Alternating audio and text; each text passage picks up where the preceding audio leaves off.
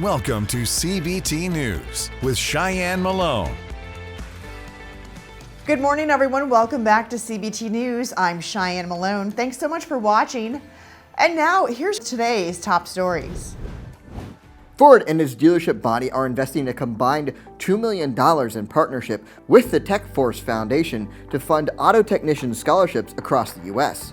The funds will supply grants for 400 students attending 292 education programs in more than 20 states. Scholarship applications are open through August 31st, 2024, and are available through the Tech Force website. Ford estimates the car industry will need more than 400,000 skilled technicians by 2027 due to rapid advancements in vehicle technology. Automakers posted strong U.S. sales gain in February on the backs of rising EV and hybrid demand. Ford sold more than 174,000 units during the month, up 10.5% from 2023, and reported a hybrid sales increase of 32%. Honda sales rose 32% to 110,110 units, with electrified vehicle sales setting an all-time record of 20,681 units. Hyundai recorded its best February on record in the U.S., beating last year's total by 6% to sell 60,341 units. The automaker says its EV and hybrid sales improved 24% from 2023, noted its Ioniq 5 has been named the best EV of 2024 by Cars.com. A new study says Infiniti dealers are the most likely to respond to customers online, with the brand setting an all-time record for internet lead effectiveness among automakers. According to mystery shopper analytics from third-party peer PSI, the retail automotive sector's overall website responsiveness improved, although 21% of franchises examined still struggled to resolve user inquiries in a timely manner. Out of the brands examined, Dodge, Genesis, Honda, Kia, and Infiniti saw the greatest improvements over last year. Infiniti achieved a record-breaking score of 76, and alongside Polestar and Porsche, followed up with 65% of online customers within 24 hours or less. Fisker is reportedly in negotiations with Nissan as it looks to navigate an increasingly dire financial crisis caused by the slower-than-expected rollout of its EV lineup. According to a report from Reuters, the two companies are in advanced talks, the outcome of which may determine the EV startup's future. A deal would see Nissan invest $400 million into Fisker's truck platform and would provide U.S. manufacturing support as early as 2026. In its annual earnings report, the EV brand warned investors it lacked the capital to last another year, but said it may be able to survive if talks with potential business partners went according to plan. We'll be right back with John Fairchild and Rusty Stewart. They're here to discuss why a formal training program can help your dealership thrive. CBT News is expanding its reach like never before and is launching in over 70 million broadcasting households.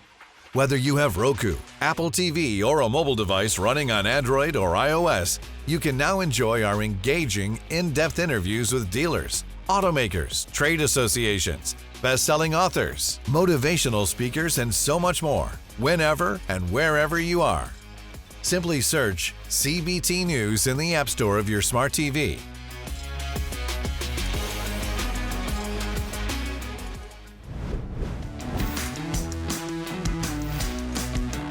Dealers are saying that, to get people training, and that's your area of expertise, to get them trained right now is at an all-time high in terms of importance, because the people that have come into the automotive industry in a post-COVID world don't really know the real industry. It's been like shooting fish in a barrel, not just in the sales department, but also in the service department, because people have, the lines have been long and it takes a long time to get an appointment today. And however, these people have not necessarily been trained and they don't know the real business that we're back into now. Talk to us about that. Ain't that the truth? Jim, that's a great point. And here's what I see in the real world is I'll liken it to this. If I whisper something in Rusty's ear and we got a room full of people, comes back to me, it's going to be something completely different. And guess what? We're kind of putting people to shadow other people in our organization just by necessity, right, that may not be doing the whole process. That's right. And as you know as well as I, in this industry, we've all heard the expression, nobody trained me. Haven't you? Right. You probably said that before, right? Yeah. And it is true.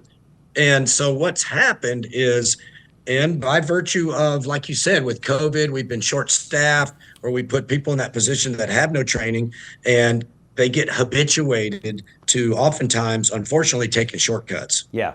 They don't even know they're taking shortcuts because they were never taught the long route and the correct route, right? Talk to me about that, Rusty.